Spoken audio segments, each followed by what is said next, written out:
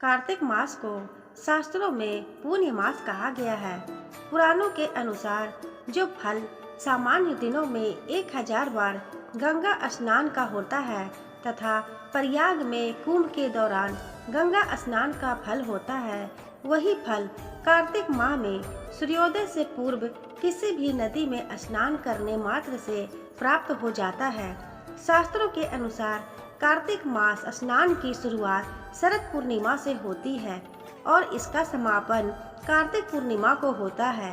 पद्म पुराण के अनुसार जो व्यक्ति पूरे कार्तिक माह में सूर्योदय से पूर्व उठकर नदी अथवा तालाब में स्नान करता है और भगवान विष्णु की पूजा करता है, भगवान विष्णु की उन पर असीम कृपा होती है। पद्म पुराण के अनुसार जो व्यक्ति कार्तिक मास में नियमित रूप से सूर्योदय से पूर्व स्नान करके धूप दीप सहित भगवान विष्णु की पूजा करते हैं, वह भगवान विष्णु के प्रिय होते हैं। पद्म पुराण की कथा के अनुसार कार्तिक स्नान और पूजा के पुण्य से ही सत्यभामा को भगवान श्री कृष्ण की पत्नी होने का सौभाग्य प्राप्त हुआ। कथा है कि एक बार कार्तिक मास की महिमा जानने के लिए कुमार कार्तिकेय ने भगवान शिव से पूछा कि कार्तिक मास को सबसे पुण्यदायी मास क्यों कहा जाता है।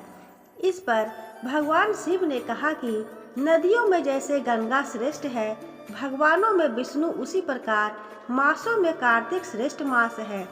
इस मास में भगवान विष्णु जल के अंदर निवास करते हैं, इसलिए इस महीने में नदियों एवं तालाब में स्नान करने से विष्णु भगवान की पूजा और साक्षात्कार का पुण्य प्राप्त होता है। भगवान विष्णु ने जब श्री कृष्ण रूप में अवतार लिया था तब रुक्मिणी और सत्यभामा उनकी पटरानी हुई। सत्यभामा पूर्व जन्म में एक ब्राह्मण की पुत्री थी। युवा अवस्था में ही एक दिन इनके पति और पिता को एक राक्षस ने मार दिया। कुछ दिनों तक ब्राह्मण की पुत्री रोती रही। इसके बाद उसने स्वयं को विष्णु भगवान की भक्ति में समर्पित कर दिया। वह सभी एकादशी का व्रत रखती और कार्तिक मास में नियम पूर्वक सूर्योदय से पूर्व स्नान करके भगवान विष्णु और तुलसी जी की पूजा करती थी।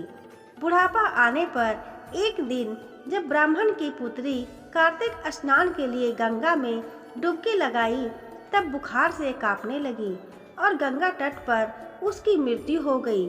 उसी समय विष्णु लोक से एक विमान आया और ब्राह्मण की पुत्री का दिव्य शरीर विमान में बैठकर विष्णु लोक पहुंच गया।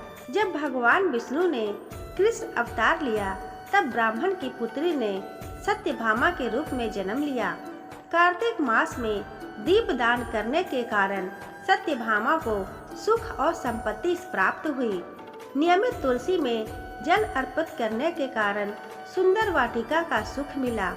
शास्त्रों के अनुसार कार्तिक मास में किए गए दान पुण्य का फल व्यक्ति को अगले जन्म में अवश्य प्राप्त होता है।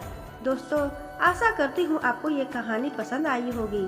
कहानी पसंद आई है तो वीडियो को एक लाइक जरूर करें, अपने दोस्तों के साथ शेयर करें। चैनल को अभी तक सब्सक्राइब नहीं किया है तो ऐसी ही और कहानियाँ सुनने के लिए सब्सक्राइब जरूर कर लें। धन्यवाद।